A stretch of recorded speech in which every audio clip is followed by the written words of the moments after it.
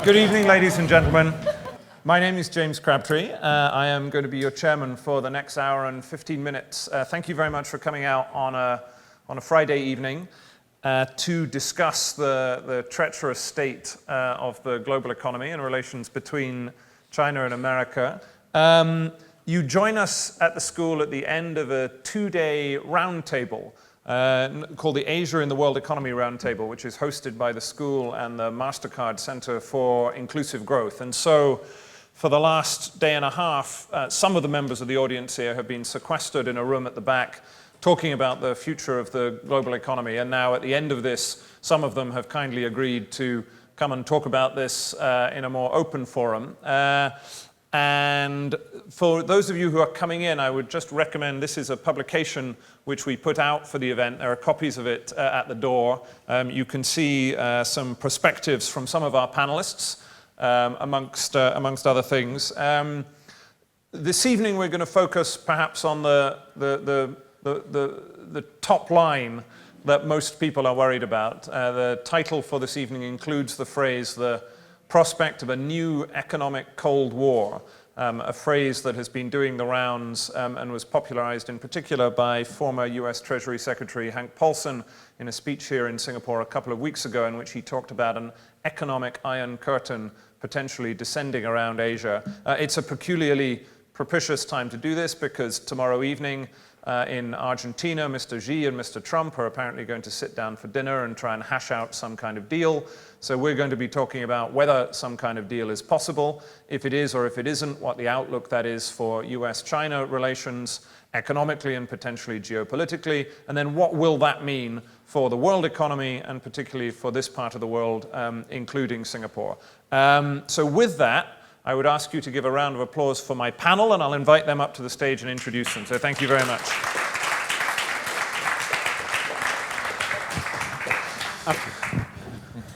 Right. Now, we're going to run this in a kind of fairly brisk question and answer format. As you can see, we have a relatively large panel, and so I have asked each of them to give a brief set of opening remarks for 2 or 3 minutes maybe, to give us a perspective on their sense of the question in front of us. Is there going to be a great decoupling between the US and China? Is there a risk of an economic Cold War, and how do we begin to unpack this? I will then try and get them to argue with one another, which given the panelists should not be that difficult. And then I will open up and leave at least 20 minutes for questions before getting you out on time at 6:30. So with that, let me introduce our panelists. I'll go in the order in which I expect them to speak. So speaking first will be Adam Posen, our representative of the bastion of the liberal order from Washington, D.C. He is the head of the Peterson Institute for International Economics. Then I will turn to Yao Yang from Peking University, here this evening, not representing China, but having come in from China. And then, in a sense, the non-aligned combatants, Alicia, based in Hong Kong, a fellow at Bruegel and hailing from Spain, and so a glittering career at various international financial institutions, including the IMF and the Bank of International Settlements.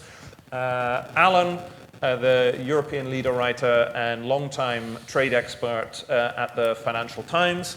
And then on my left, literally but not politically, Ganeshan from the LKI Institute in Colombo, Sri Lanka, and prior to that, a long-time economist at the Asia Development Bank. So that's the order which we'll go in. Then, as I say, my role as chairman will be to try and sow discord amongst the panel and get them to have a debate about the future, and then we will go from there. Adam, do you want to kick us off? Okay, thank you very much, and thanks to the LKY School and the Mastercard Center for Inclusive Growth. I'm really delighted to be here, really. But I bring you bad news. It's going to get worse before it gets better. The conflict between US and China over economics is being mismanaged and made worse by President Trump, but it's not solely due to President Trump. There is I don't think justifiably, but there is a widespread belief across a number of parties and sectors in the US that China has been exploiting the US and the international system. There is, to a lesser degree, but still quite wide, spread belief that trade isn't that good right now, and these two have come together. The implications of this are, I do not expect there to be any resolution tomorrow at the Xi-Trump summit. If there is something, it will only put off the tariffs for a few weeks. I think that this is likely to persist for a couple years until the US public suffers enough or the US economy visibly turns down enough that people are thrown out and the policies associated with those people are seen as bad. That means it's not necessarily a question of whether or not Trump is reelected, though of course I pray he is not. The real issues are threefold. First, that the Trump administration and parts of the defense establishment in the US and a few other people believe that China's economic and especially technological development are a threat, and they should use trade to stop that. This is much more than, it's both more and less than an economic Cold War. It is more in that it is clouding and removing the distinctions between economics and national security, and that's part of why it has so much venom and momentum. But it's also a genuine trade war. And what do I mean by a trade war? I actually define my terms.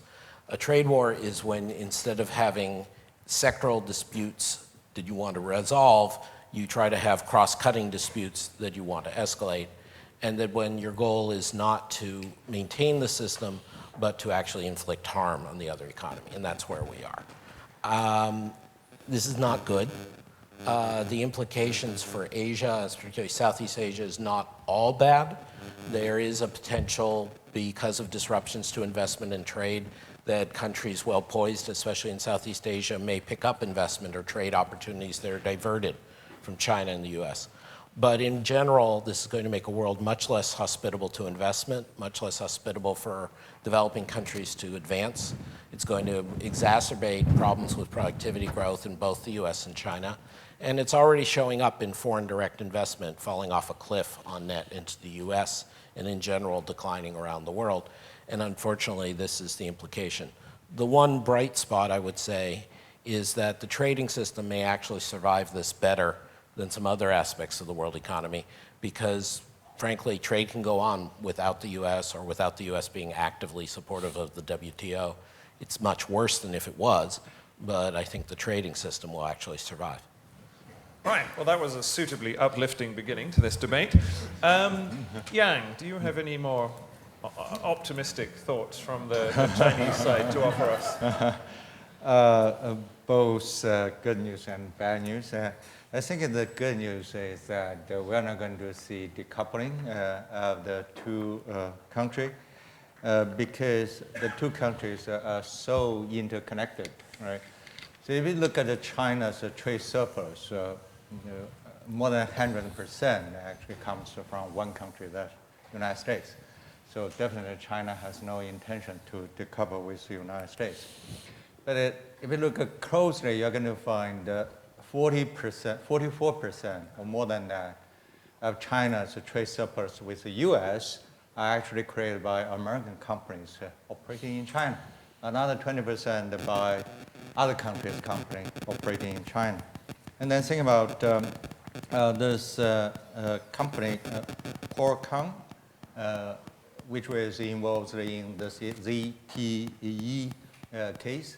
65% of its chips actually are sold to China. AMD, 1/3, you can also check other chip companies. So if they stop selling to China, where can they sell their products, right? So I don't think decoupling is a realistic alternative, okay? And then the bad news is that probably we're not going to see very easy solution to this trade disputes. Back to even to the Obama administration, we had a sense that the United States would not compromise its demand. Basically, for example, in the BIT talk between China and the United States, U.S. is just a present take it or leave it offer. You do what we say, otherwise no talk. And this time, of course, we have been seeing that the United States is raising its price tag constantly. The first tariff, then IPR, access to the market, subsidies to SOEs, then manufacturing 2025, then finally Cold War. Okay. So some of those demands cannot be met or by China, or China has no intention to meet. Okay. In particular, I don't think China will compromise on two things. One is subsidies to industries, particularly to SOEs. I think that's going to be really hard for China to accept. The other one is to get rid of this manufacturing 2025. Okay, so that's China's kind of midterm objective. Right? China has set up this second centennial goal to become a strong and modernized country by the middle of the century, and manufacturing 2025. I think after that, China is going to have manufacturing 2035. Okay? So this is down on the road, right? So thinking about looking to the summit between the two presidents, I would be surprised if there will be a complete compromise. If we see any compromise, I think it would be probably on tariff, then access to market, and probably a little bit on IPR protection. Beyond that, I think any kind of agreement is going to be different. Okay, very good. Well, at least a hint of something positive that might come out of this dinner. Alicia, how do you view this? I'm not going to help you on the positive side, so here I go. I do think that decoupling is actually starting. We heard before that there could be two views for it. One was the fight for technological hegemony, which you were referring to. The other one was the reshoring story, basically based on the idea that we all want jobs, right, which are going to be scarcer and scarcer in the world of AI and robotics. I think both, frankly, the 50 billion tariff points more to the former, because it's more higher end, trying to stop China moving up the ladder. The 200 billion is more about reshoring or re-offshoring. And by that I mean not being as dependent on China on the value chain.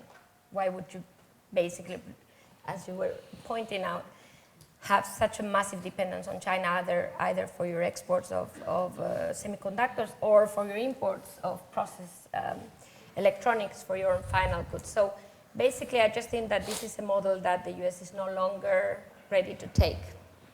And thus, I do think that they're going to push for such decoupling no matter what happens in Buenos Aires. However, Buenos Aires may bring a truce because this decoupling can happen in a day, especially the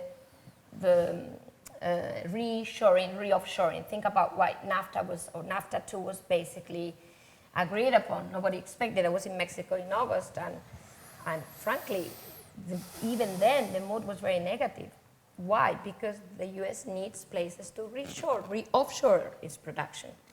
And the closer, the safer, the more you have a bilateral trade agreement, which China doesn't have with that specific country, the better. So I think there's a lot of that happening.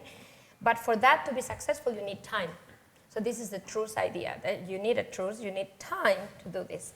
And if you keep on imposing tariffs, and we all know that what is left for the US is basically affecting the electronics value chain, these companies have not had the time to do that yet. So in that regard, I can imagine a truce as a buying time proposition for both sides. And I wanted to end by saying that there could stop imposing import tariffs, but that doesn't imply that the US cannot increase its export bans, which we have already seen on high-tech products. specific case of Jinhua, and the threat that this will continue at a massive level on December 19th. So I think we could see a truce in something that might be less relevant, such as import tariffs, and outright export bans on products that are key for China to continue moving up the ladder. So that kind of thing. Finally, because I didn't even talk about Europe, and I was kind of feeling that that's what I had to do. I just want to add here that people think that Trump woke up a day, or maybe some people say Obama woke up a day and thought about pivoting, yeah? But actually Europe in 2016, 10 years after a wonderful position paper saying that China is our beloved partner, strategic partner, 10 years later in 2016 changed its view radically with help from the European Chamber and others. Basically to a point which is very similar to Trump, just that it's not carried out, I must say, in the US way. But the idea is the same. And it's not so much the threat of China's technological progress that is pushing the European view.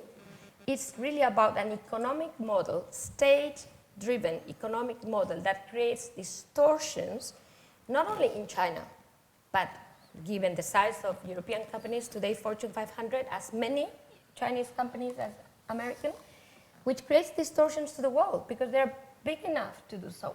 So I think to me, it's not only moving up the ladder, which brings you to beyond containment. You're saying the US wants to harm China. From a European point of view, I don't think it's harming China. It's basically coming to grips with a model that does not fit what the world was used to. And this is this state-driven economic model that is pushing China very, very far, and probably harming those which do not have such model. So I guess I would leave it there. Very good. Thank you. I know that Ganeshan is going to talk also about the impact that some of this might have on the supply chains and value chains that crisscross this region. But before I turn to him, Alan, what's your outlook? I'm afraid I don't have much optimism you were always known in the Financial Times as one of life's optimists, sort of sunny disposition. So that's not only not true, folks, that's close to libelous. So, I'm afraid I don't have much optimism. What I do have is sort of pessimism at a massive systemic global level. No, look, I spent more than a decade thinking and writing about institutions like the International Monetary Fund and the World Bank and the WTO, and indeed here in Asia, ASEAN and APEC and so forth. And I have heard an awful lot of piety about the multilateral spirit. Actually, to be fair, I have written quite a lot of piety about the multilateral spirit as well. It turns out there is no such thing as the multilateral spirit disembodied from particular governments, and that once you take away the US in particular as an anchor of so many of those systems don't really function anymore. With Donald Trump, we have emphatically done that. With the US gone, or largely gone, and with the US preoccupied with its fight with China, there has been a big struggle to try and make those systems work without it. And so far, that has really not happened because no country has really wanted to step forward and play that particular role. And in particular, no country really wants to get between the US and China and try and stop that decoupling happening, or stop the governance of that decoupling happening. So to adapt the title of this session, if we are in a new Cold War in Asia, there are going to be an awful lot of countries in the non-aligned movement, and not many actually lining up on either side. Just to look within Asia itself, there's obviously been a long-standing struggle. I mean, not a really vicious struggle, but for leadership of trade diplomacy between the US and China, going right back to when the free trade area of the Asia Pacific, which came out of APEC, which was essentially a US initiative to begin with, not now.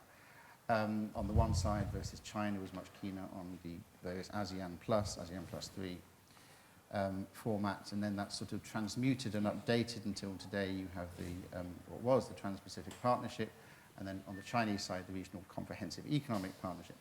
The US now having pulled out of TPP, certainly Japan, to its great credit, and unusually, by the way, I'll just pause here to say this story about China is absolutely true. More than 10 years ago, when I was covering multilateral trade talks, a lot of the talks were about agriculture, and I kept writing about how India was a big pain on agricultural protectionism, as was France within the EU.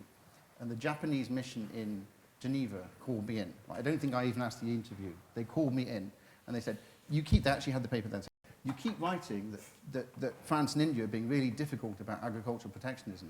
And I said, they are. And they said, so are we. Look, here's our paper on how difficult we are. Right? And I said, so next time you want me to write about this, you actually want me to say Japan is being really difficult? They said, yep, that's what we want you to say.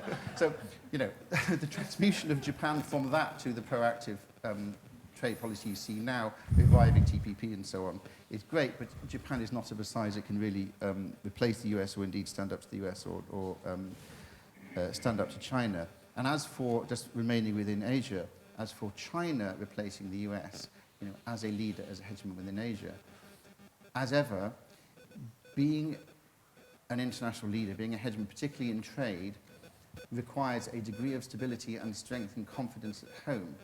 China, at this point, does not have that. It is concerned about a lot of its economy that it does not want to liberalize.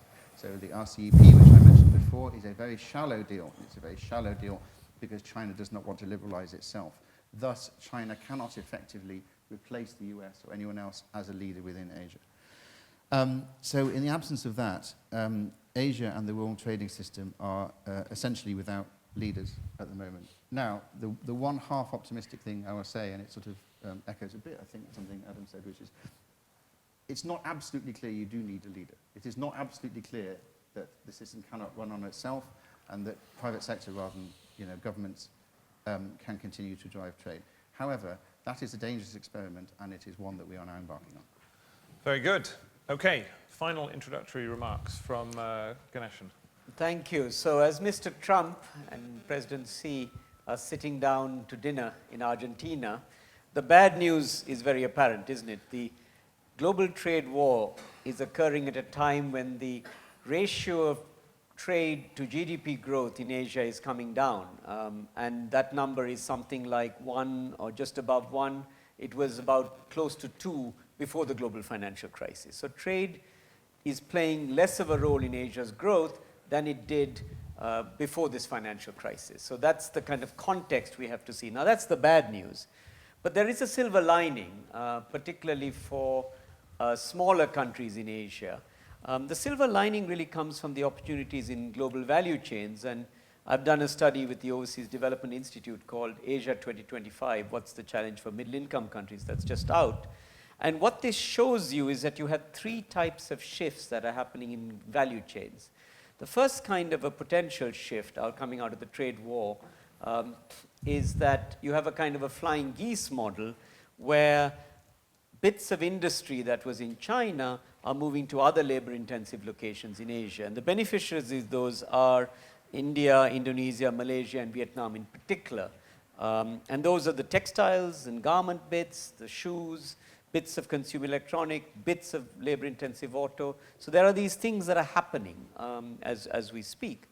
The second interesting shift that you begin to see is value chains in China itself beginning to grow what they call local routes. But that's also happening with automation. And you see this in the value-added statistics that are showing much more domestic value-added in China that's getting produced when you compare it over the decade. For those of you that like to dabble in input-output tables, there's one for you if you can't sleep. Hands up. The third thing, of course, is services. I mean, we haven't looked at services properly in value chains. And when you start to decompose that, there's a lot of opportunities in services trade, from logistics to a whole series of other things that can be done, from design and so on. So that's the kind of good side. Now, this won't automatically move to other countries in Asia. There are 2 broad things that need to occur. The first is that countries need to be prepared. And in this study with the ODI, we looked at a whole series of variables. And some of the basics are very simple. You've got to have high productivity relative to your wage if you want to attract this type of industry. You've got to have an open environment for foreign investment and lack of red tape if you want business to come there. You've got to also have efficient transport and other logistics infrastructure. Then the last item in this, of course, is the firms in these countries to want to join value chains have to have some conditions. Typically, the research shows that larger firms find it easier to get into value chains than smaller firms. Second, size isn't enough by itself. It's not the whole story. Those firms that are dynamic have to invest in technology, in skills, and also have access to bank credit. So the good side is that there is this opportunity coming out of the moments of gloom. Thank you. Very good. Now let me throw a few scattergun questions to get going. So Alicia, just so I have this right, you sounded moderately optimistic on a kind of certain type of truce.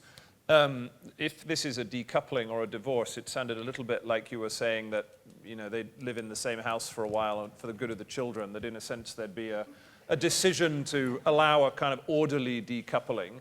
Was that the sense that you think that the two leaders might get to, that they should suspend hostilities for a while in order to reach some kind of new, less integrated status between the two economies? Or what did you think the truce would achieve? For me, the truth is simply not imposing additional tariffs, perhaps not raising the existing 200 billion all the way to 25%. But that doesn't mean that the US cannot take other types of action, especially on the higher end of the value chain by banning exports, meaning they can stop what might be hurting the US directly, because, as I said, it would really imply a massive increase in production costs for a specific sector, the electronic sector. But that a truce is not the end of the world. It's just buying time on what hurts you now. But buying time for what? What is the ultimate objective? The ultimate objective is to re-offshore the production of those electronics elsewhere. And you can't do that out of the blue by January, or else by the end of the year, if you were to think of additional tariffs being imposed. So I think it's really buying time type of truce, which doesn't mean that the US may not attack China on other fronts. Yang, I mean, if you were Xi Jinping or Liu He or whoever you choose to imagine that you were on the Chinese side, what would you, I mean, you're facing, we all know who you're facing, sort of irascible Mr. Trump. What would you be advising the Chinese side to do? As I said, I think China should back down. Just to what I just said, to lock down the tariff, right, to provide full access of market for American companies, and then to stop forced technological transfer. I think that were, I don't know, you using the please, this word is not the right one, probably to satisfy President Trump's demand for a while. And I suppose the second question, so you, Yang wrote an excellent piece in this report, which laid out that argument. I presume you don't think that's terribly likely to happen, or? Well, it depends on whether the Chinese government officials see that as kind of a surrender to American pressure. But those things are good for China, so China should do that. Adam, I mean, what's your sense of, in a sense, how the U.S. side? You sit in Washington, watching what the administration does. I mean, are they in a mood to escalate further? And I mean, how do you read the dynamics between the two sides? I think in terms of the Trump administration, there's a lot of noise and there's a lot of wishful thinking, but they are very intent on escalating further. President Trump sometimes wakes up in the middle of the night, feels a little differently, sees something on Fox TV and believes it, so there's variation, but in economic speak, that's short-term noise. The trend is pretty clear. I feel sympathy for their Chinese interlocutors because I've essentially had, not President Xi, but I've had senior Chinese officials sort of come to me and say, what do these people want? We offered them this, we offered them this, we offered them this. And it goes back to our Chinese colleague's point that some of the things the Trump administration seems to want are foundational, systemic in China, and you're not going to get that.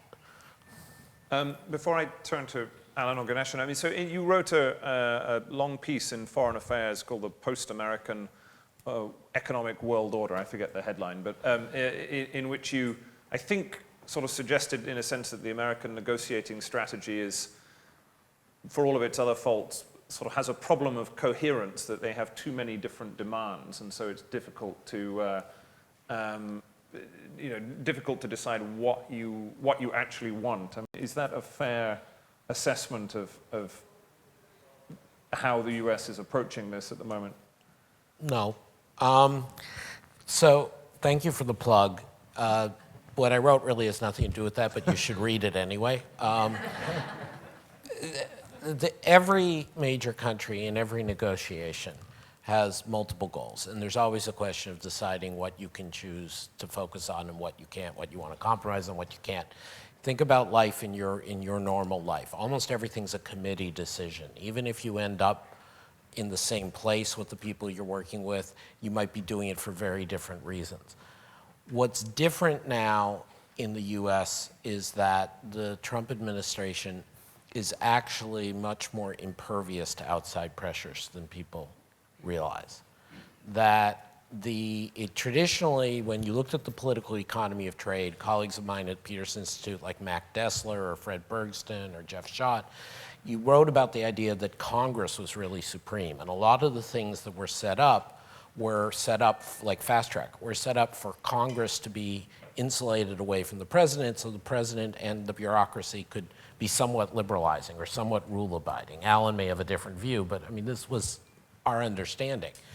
And so people would say, well, he's not going to do this with NAFTA, he's not going to do this with China because senators from states that export pork are going to be mad, or people who are big campaign contributors from New York are going to be mad, and that's not what we're seeing. Not that they're not mad, they're plenty mad, but it's not having any effect on the Trump administration. So it's not so much lack of coherence, it's lack of attainable goals, and those are different. They have a very coherent worldview, but the goals they want they're just not going to get. Alan, did you want to comment on that? Yeah, I mean, I think part of the problem with dealing with the Trump administration, and I can sit in Brussels, I sort of see this from, through the EU eyes, is there are two spectrums of opinion. For a start, there's a spectrum of opinion inside Trump's head, which shifts all over the place, and as Adam says, a lot of it is just sort of, electrical interference. And then even within the administration, you go all the way from someone like Steve Mnuchin, the Treasury Secretary, or Larry Kudlow, who are basically globalizer, negotiator type people, kind of quite traditional. Right on the other side, someone like Peter Navarro, who is a crazed, trade warrior, start trade fights with everyone in all directions, the Europeans, the Japanese, whatever. And then sort of in the middle, you have the most interesting character, Bob Lighthizer, who's the USTR, who knows a lot more than all those people, who's a trade lawyer, who is much more casual about multilateral rules, but has much more detailed, specific things he wants to get done and has a particular animus against China. The problem is you have no idea which of those people is going to be in the ascendant, right? There was this huge fight, literally about whether Peter Navarro got invited to dinner at the G20, and that could determine an awful lot. The EU in the summer, much to everyone's surprise, including the EU's, right, managed to negotiate this sort of truce with Trump where he puts threatened car tariffs on hold in return for starting a kind of negotiations over industrial goods plus a couple of other things. And the EU went to Washington, no idea that that was going to happen. Right? They'd kind of had that offer on the table for weeks, months. The administration had said no. They turn up, and there's Larry Kudlow. They're like, oh, we're talking to Larry Kudlow, great. Right? And they had this conversation with Larry Kudlow, and guess what? A day later, it was done. But they could have met with Peter Navarro, or Wilbur Ross is the other person I should have mentioned, who was the Commerce Secretary, who was towards that trade warrior side. So you don't actually have an idea from month to month really who you're dealing with. The general direction is clear. Trump's prejudices are kind of clear. But particularly if you aren't China, particularly if you are not the one country that's absolutely in their sights, how to deal with them is a mystery. They generally haven't. Yeah, I strongly agree with the way Alan just formulated it. If you're not China, there's some room for play. But the China-US is under Trump's control. Anyone who deviated from the Navarro, I agree there's a little bit of distinction Navarro and Lighthizer, I agree, especially in knowledge. But if on China, it's pretty straightforward, I think. Elisa, did you have a thought on this, the lucky Europeans who, Mr. Juncker? Well, I very much agree for change, but I do think that for Europe and for Japan, by the way, it's very much the same idea. They were threatened with tariffs on auto parts. I think partly, maybe randomly, but partly because this is a very good way to start negotiations as to which side these two regions, if not countries, would have to look for. And I think this has actually moved the discussion in Europe very much, although, as I mentioned, it was already very much into this idea that China had not complied with what we were expecting from China to do. But still, it's pushed it further because, you have the threat on your head every day. Same with Japan. I mean, we saw Abe running to the US and actually running back to Beijing. But the point is, with much tighter hands that he would have had otherwise. So I think the idea of threatening Europe and Japan on tariffs on auto, which is so important for both, is just also a negotiation which absolutely confirms what you said, and that China is in a different category. I mean, many Europeans ask me, Alicia, if you're so convinced that it's really all about China, why are they putting pressure on us? Exactly for that reason. Because the whole game is who isolates whom.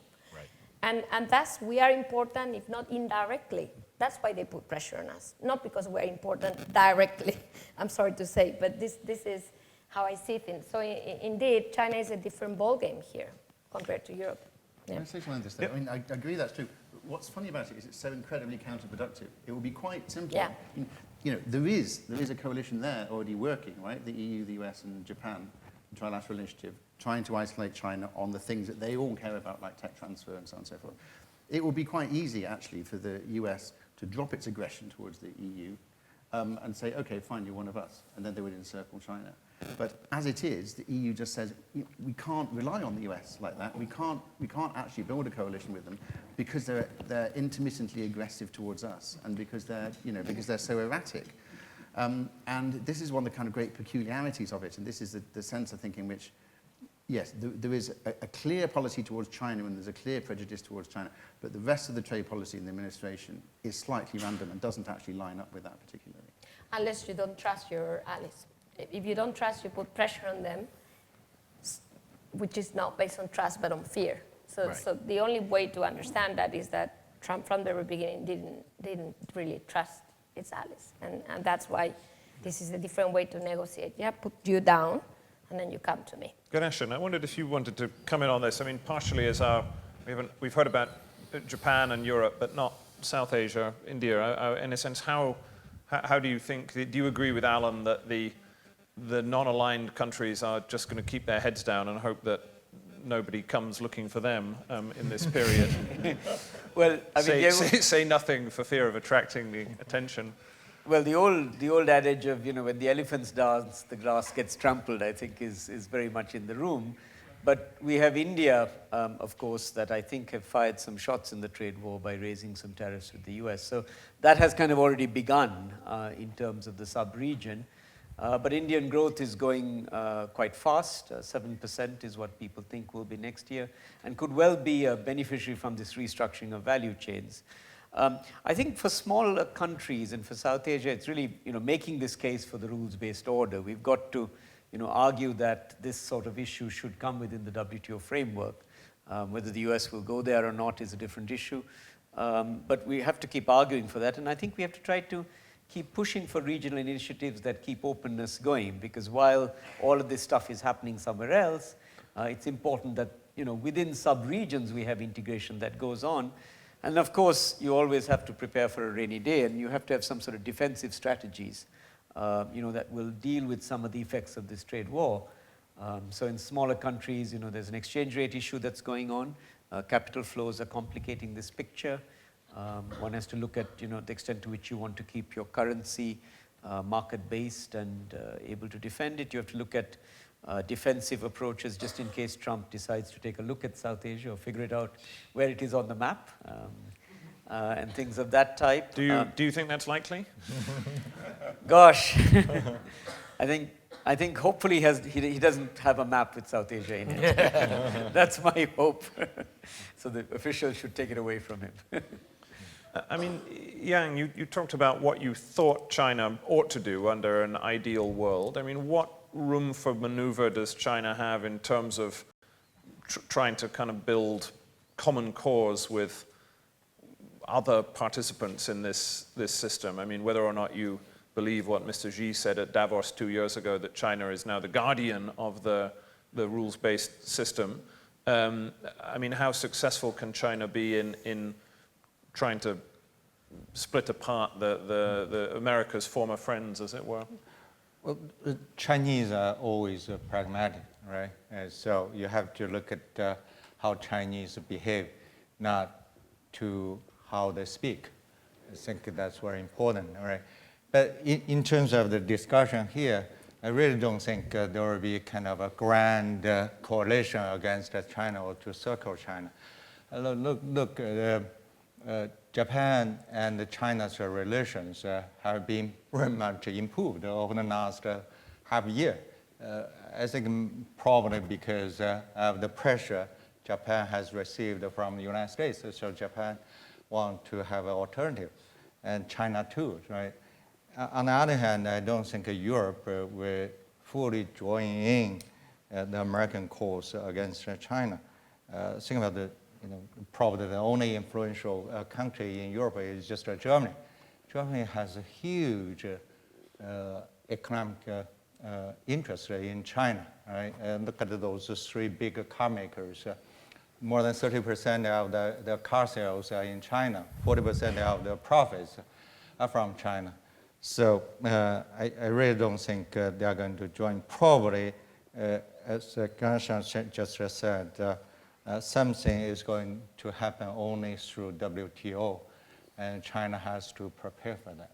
So not now, but shortly, I'd like to open it up to the floor, including to the participants in the roundtable over the last couple of days. For those of you who are not familiar with the school, you're not going to get a microphone handed to you. You have to go and stand over there at one of the mics, so you have to actually stand up and show yourself. But before that, I want to touch on a couple of things, one of which is the WTO, and in a sense, what happens to the trading system over this period. But before I do that, Alan, can I turn to you? In your contribution to our publication, you also wrote about what you thought countries in Asia, particularly smaller countries in ASEAN, countries like Singapore, could or should do. And I wondered if you might give a sense of that, your view on that. And then maybe also give us a sense. You wrote a long piece for the FT last month, I think, about, in a sense, the state of the WTO, and I wonder if you could sketch out where in a sense, is the institution doomed, or as you hinted, is there some sort of post-American future for it that might be plausible? As for smaller countries in Asia, obviously going up one by one against China is going to be futile. I think what they can do is see what initiatives there are, plurilateral initiatives, and sort of swing behind them. Thus, for example, one of the big debates at the moment is how to reform the WTO. Now, for reasons I can go into in a second, I think, a lot of that is a sort of technocratic solution to a political problem. Nonetheless, the more countries that there are putting their weight behind, and indeed putting their intellectual heft behind, and joining intelligent conversations with the likes of the EU and Japan and Canada and so forth, and in fact China have been involved in these conversations as well, the better. The other thing you can do, of course, is to try and ignore this and get on both liberalizing yourself unilaterally, not much left of that to do in Singapore, obviously, but in other countries, and also with the regional initiatives like the CPTPP, that is something you can join. Say, that originally had a US imprint on it. Funnily enough, once the US left, and it was slightly rewritten, it became a much better agreement, because in my personal view, because it took out a lot of the intellectual property stuff. And it's now reasonably pretty good agreement, and that's something you can do which is not sort of wildly provocative. But it has to be sort of small scale, things like that, and getting on with your own business and looking after your own knitting. With the WTO, if the US view was just, we're not going to use the WTO, okay, and it just sort of left it, that would be one thing. It wouldn't be great, but other countries could still negotiate between them. They could come up with plurilateral agreements that don't involve everyone. They could use the judicial branch, the dispute settlement system. But that's not what the US wants. The US is actually trying to provoke a crisis within the WTO, and as we know, it is doing that by gumming up the dispute settlement system by refusing to appoint judges to it. The thing that's particularly alarming about this is not just an innovation of the Trump administration. There is a long-standing dislike within the US of the way the WTO rules, where the strong perception in a lot of Washington is that the WTO judicial process makes up law where it doesn't exist.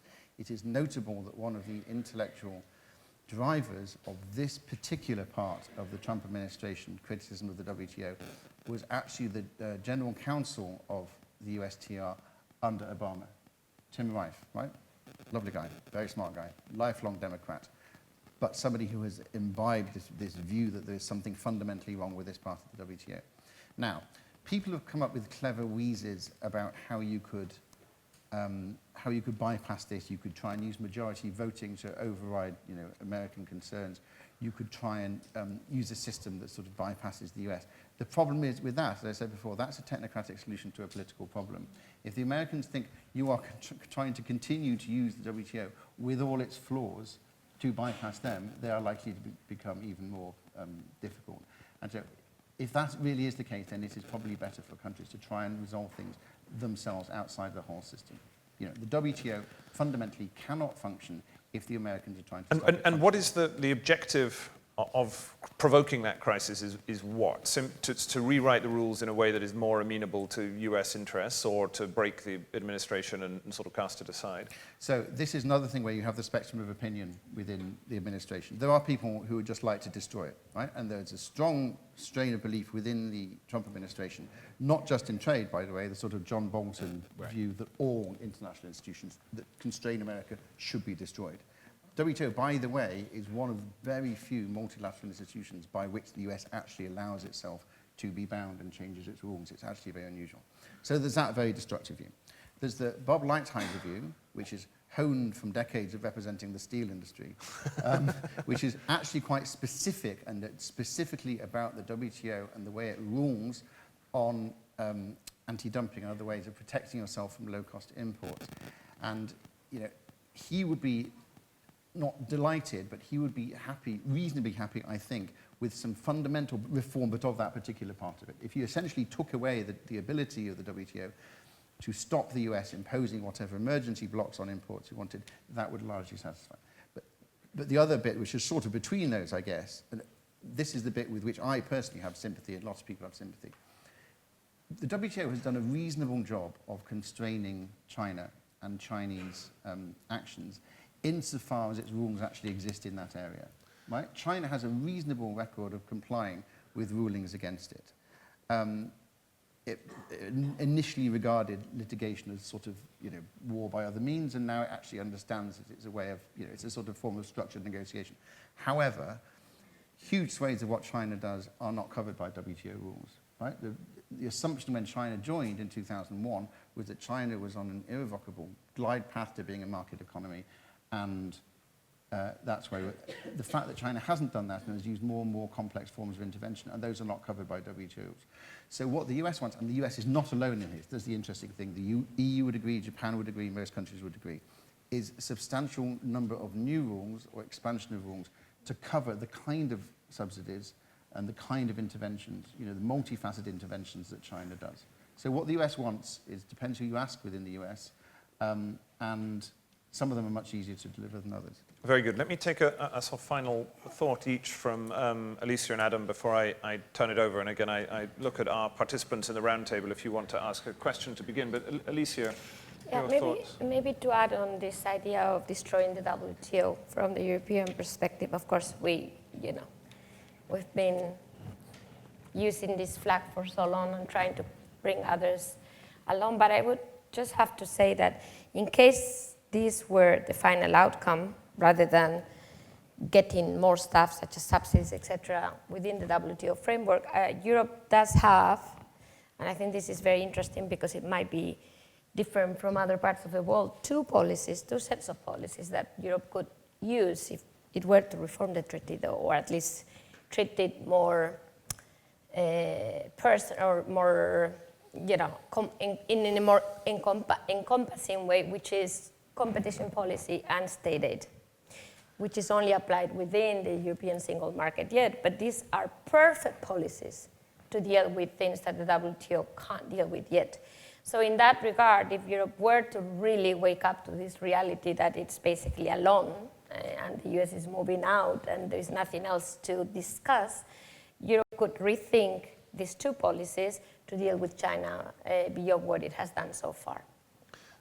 Adam, I mean, obviously, would welcome your thoughts on the WTO, but typically we try and end on a high note, but to prove that I did in fact read this article of yours, I remember at the end you had a particularly gloomy thought that one of the strengths of the US-led rules-based order, as we call it, has been in a sense, a separation between the economic and security domains of global rulemaking. And you kind of raised the prospect, I thought, in the conclusion that you could foresee a circumstance in which the US under Trump may begin to kind of transgress those boundaries. And I thought it was an interesting thought, and I wondered if you might say something on that, as well as giving us your sense on the WTO.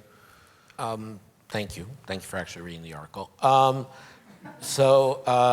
I just want to say on WTO, I very strongly agree with Alicia and Alan. I think Alicia's point about state aid and EU having a model is something a few smart people have been talking about, among them, and I think that's worth pursuing.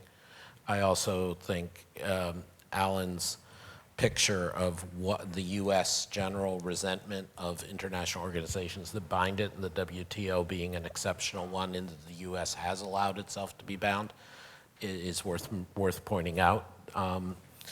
But in terms of this national security economics breakdown, I think it is an unfortunate and sad thing to see. I mean, there have obviously always been exceptions in the U.S., not as much in South Asia as, say, in South America, but the U.S. has intervened in various ways, others have. I think, though, to try to end on a happier note, I do believe that the tendency, which is obvious in this panel and me and everybody, to focus so much on U.S. and China is understandable, but that there still remains a lot of room for individual countries to control their destiny. There will be specific exceptions, but for the most part they can. And as I tried to say during the workshop today, I think the path forward for Asia is integration and liberalization within the Asian region. We at the Peterson Institute did a joint project with the Asia Pacific Department of the IMF, advocating this as part of a new growth model for Asia, a way out of the drag on productivity and other problems the US and some of the rich countries are causing. And you know, I'm not going to carry the flag for RCEP or for, you know, any particular conglomeration, although I'm a huge fan of CPTPP for the reasons James and others have spoken about. But I think Asia does have the chance to make itself more of a bulwark in economic terms for independence and for resilience. And that comes through greater integration on its own. Very good. So I'm now happy to throw the event up for questions. As I say, you do have to rise and go to the microphones. So, sir, I will be, so you have to stand up and go to the microphone so you can be recorded. If anyone else would like to do that. Otherwise, I'm happy to continue asking questions. Try and keep the question relatively brief and introduce yourself as well so we know who you are. Thank you. My name is Arup Roha. Question for Mr. Posen, please. I'm trying to understand the end game here. Let me fast forward you to January 2021, and perhaps you have a different president at that stage. Now, if you take the two larger goals, one which is that, which Professor Yang said are non-negotiable, one is the state subsidies that take place, and the second is the manufacturing upgrade in China 2025. Now, I think both are sort of unacceptable to you, at least in Europe they said you have a position paper that says the state subsidies are thing. So how do you go about it at that stage? And there's just too much emphasis going on Mr. Trump right now, and whatever he's, you know, most likely, hopefully, as you say, gone in January, by January, if not earlier, January 2021. So what's the end game here? We are very used to liberal, sort of rules-based world trade? Very good. How do you? There Got it. seems to be an Okay, impasse. Great question. So how do we get out of the mess and get back to the rules-based order and back to normal, as it were?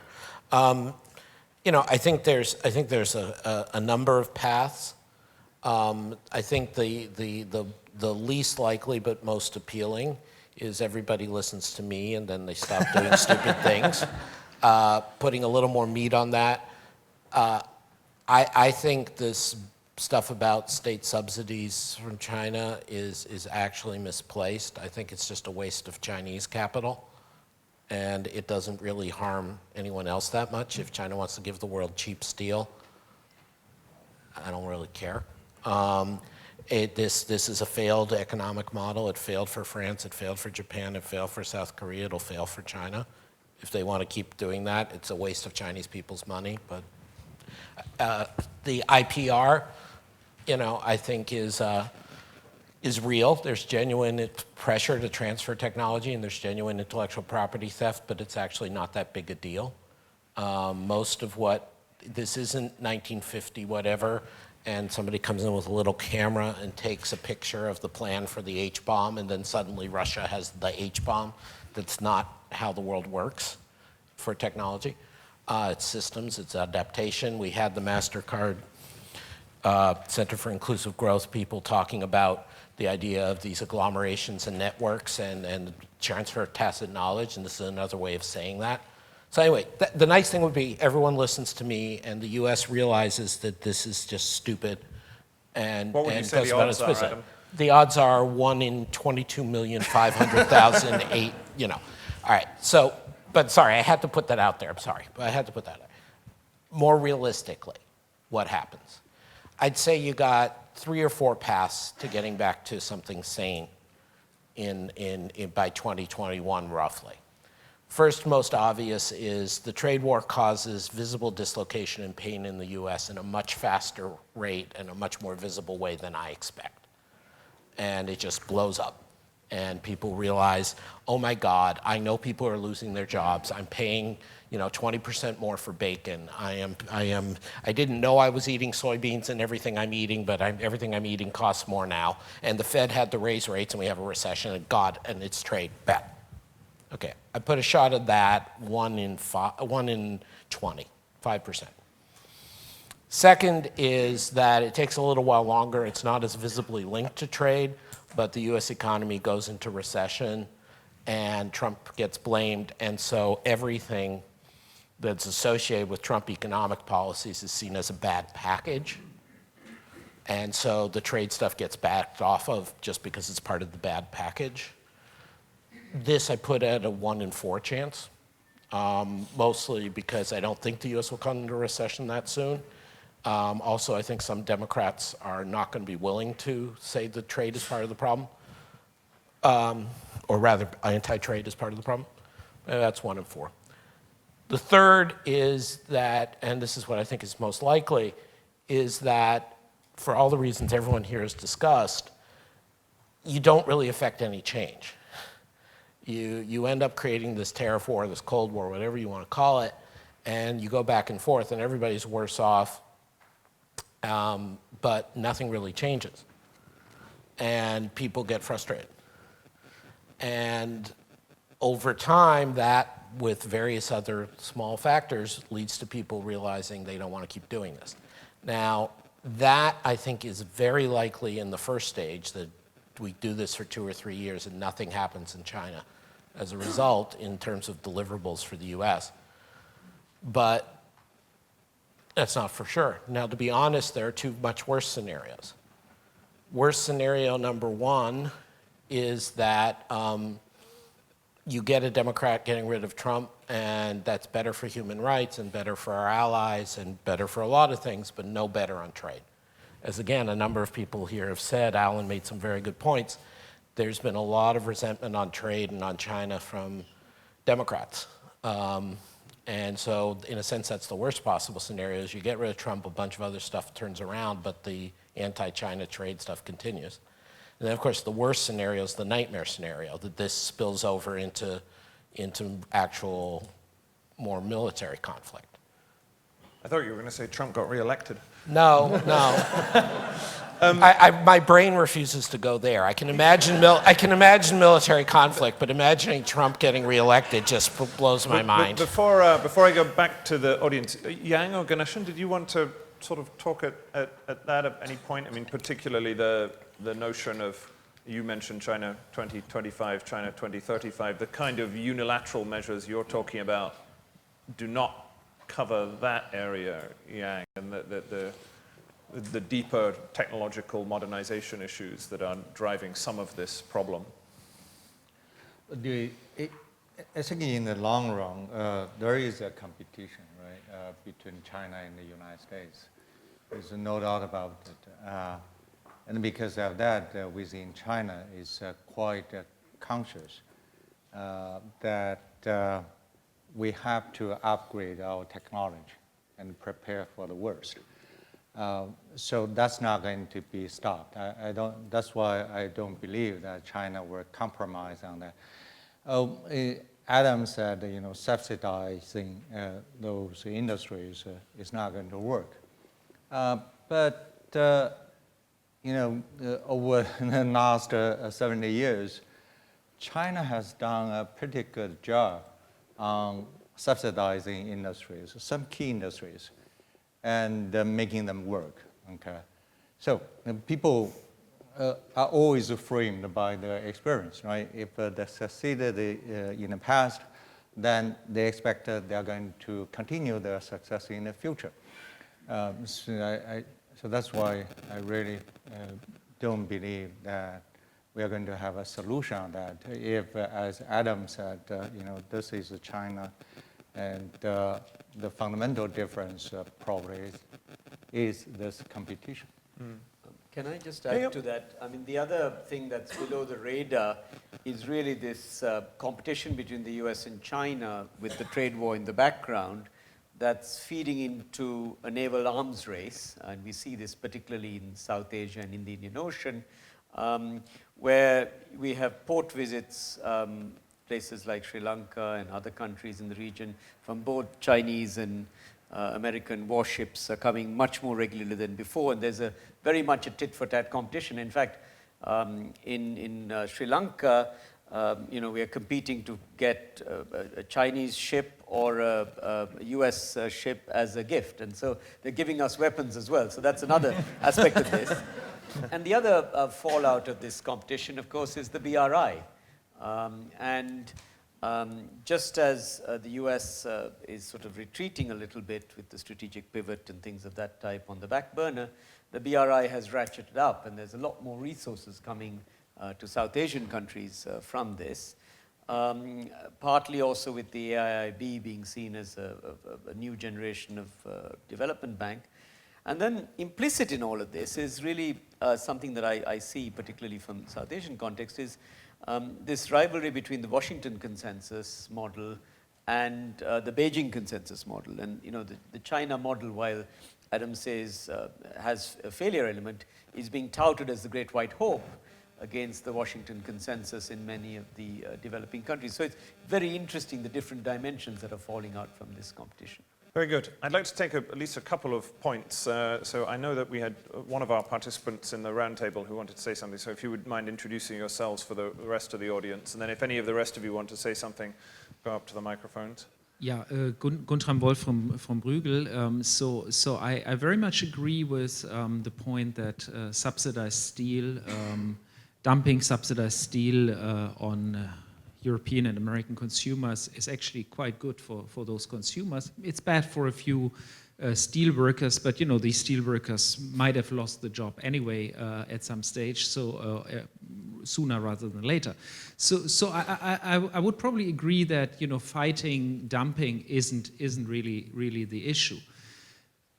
I would, however, postulate or put up the hypothesis that subsidized interventions in the technology race actually can cause very lasting damage to the economies that are being affected. Many of the new modern technologies, such as 5G, will allow you to control significant amounts of data, and these technologies then create very long-lasting and significant network effects, allowing you to extract significant rents. So I think in the end, at the end of the day, when you think of 5G, AI, even the ability to control technology in chips, we actually do have a significant race, and this competition is actually quite problematic if it is played differently in the different parts of the world. So if in one part of the world it's being played with heavy state subsidies and absence of competition, while in the other there is no state subsidy, but very strict competition rules, you actually have a very distorted economic field. And so it seems to me that therefore Alicia's point was actually a very important point, that competition policy, applying competition policy rigorously, also extraterritorially, is probably the way to go. And I would wonder if the panel would want to react to that. Can I respond to this Sure, go on. I mean, because various people have said things about state subsidies. I know it's difficult for all of you hearing this because I'm sounding like a right-wing American Washington consensus person. I'm actually, in the Washington scheme of things, I'm very pro-government intervention, but anyway. I just fully want to disagree with Guntram and everything that's been said here. Good. I like a bit of discourse. Yeah, I thought you'd like that. Ex ante, everybody always says this. Ex post, there are almost no cases where this was true. So the thing about China having succeeded, of course China succeeded in historic terms that no one else has ever seen. But as my colleague Nicholas Lardy, among others, has documented, almost all the growth has come in the private sector. It hasn't come on the subsidized industries in China. It's come in the private sector industries. It's come in the places that were liberalized, and the returns using Chinese government data. The returns on capital in the state-owned enterprise sector are basically 0 to negative, and the returns on capital in the public sector are positive. I mean, excuse me, the private sector are positive.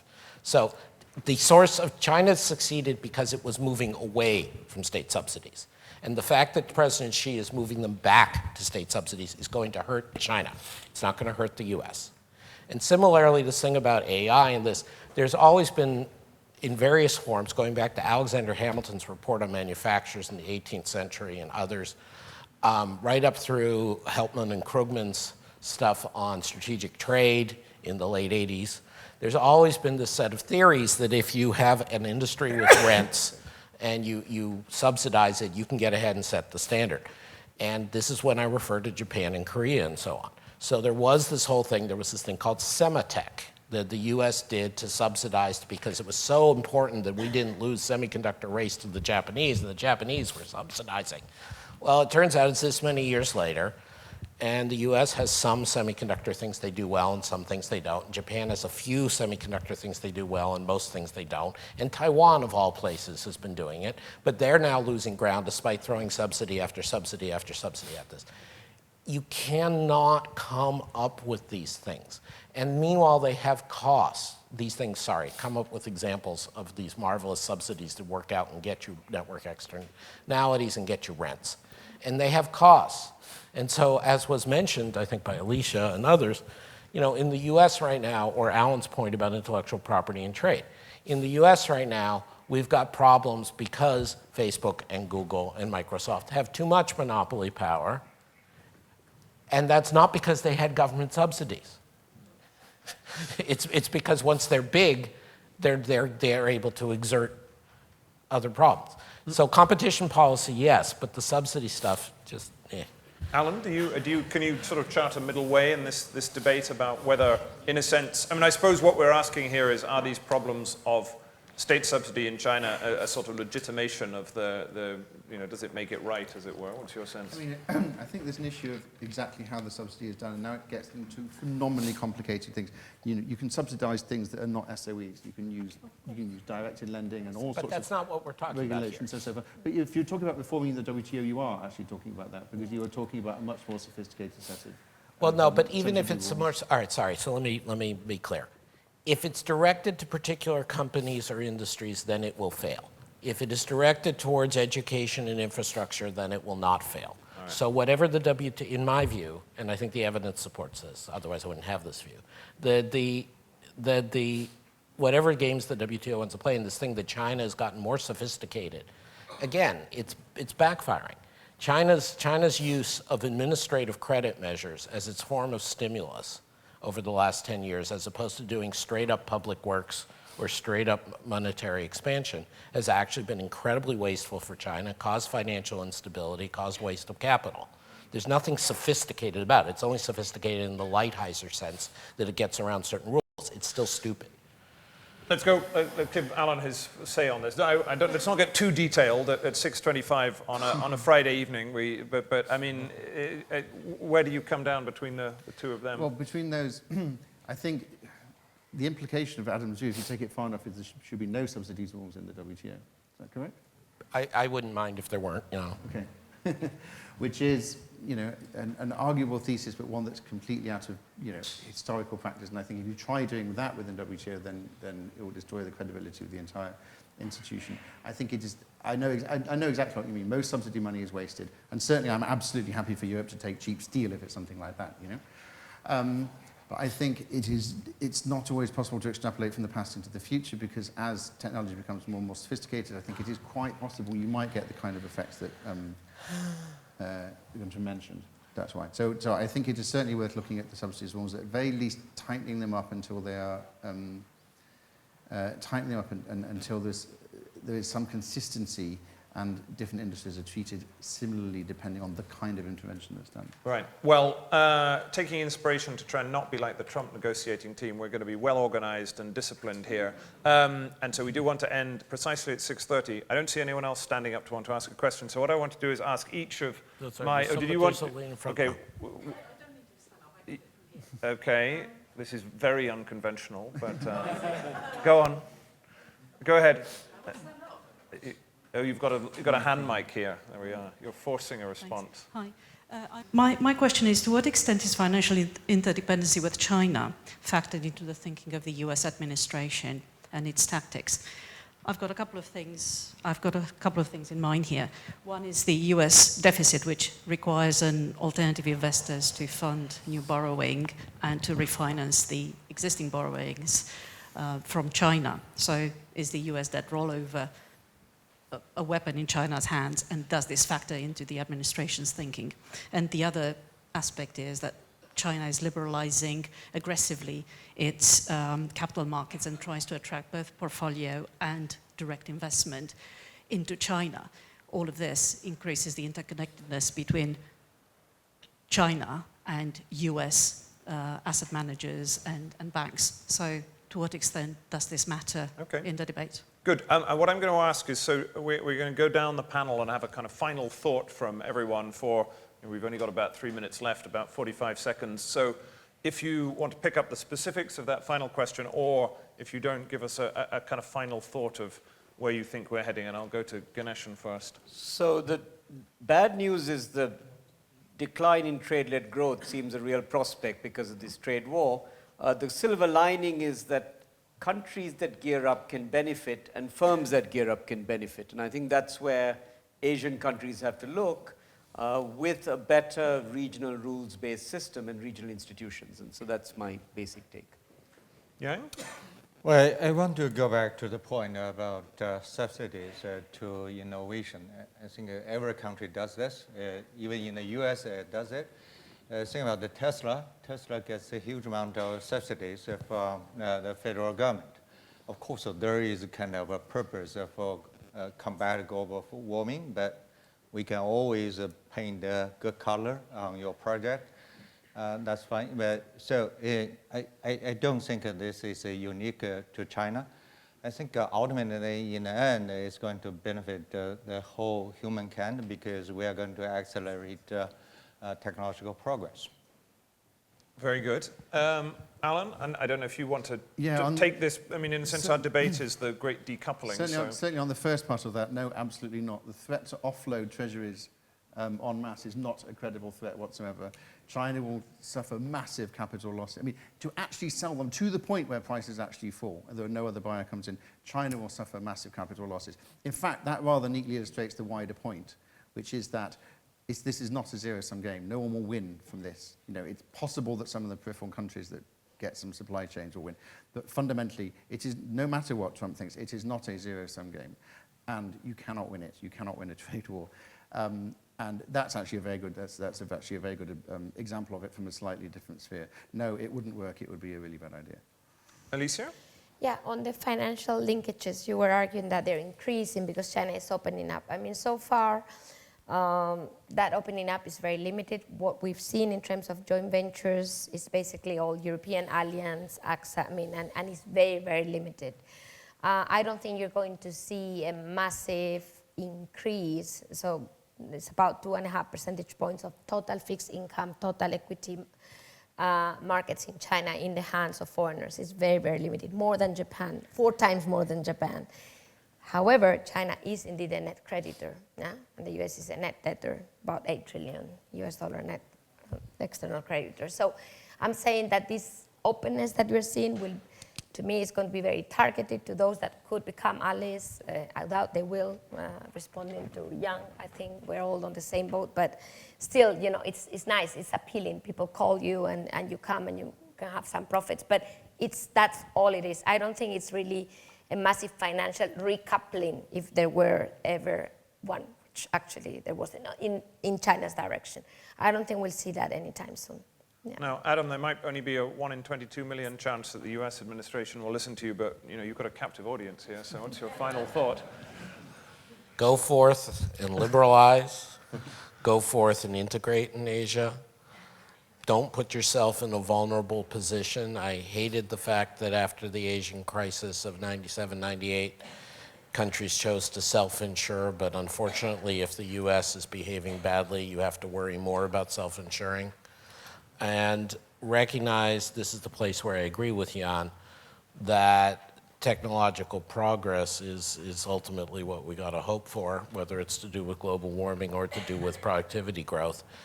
And the only thing I would say is it is very, very rare that one country or one place gets to keep a technology. It generally gets out. So if with your politicians and your business leaders, you have to sell this story of we're going to be made in China 2025, made in Sri Lanka 2030, made in Chile 2035, that's fine. In the length of time, this will all get out to all of you, so don't worry about it. Very good. Well, so let me draw this to a close. For those of us who've been at the roundtable, it's been a very stimulating 2 days, and I'd like to thank both our own team at the Lee Kuan School and the Mastercard Center for Inclusive Growth for helping us put this on. But I'd like to ask you to give my panel a particular round of applause for what was a great debate, and thank you for coming.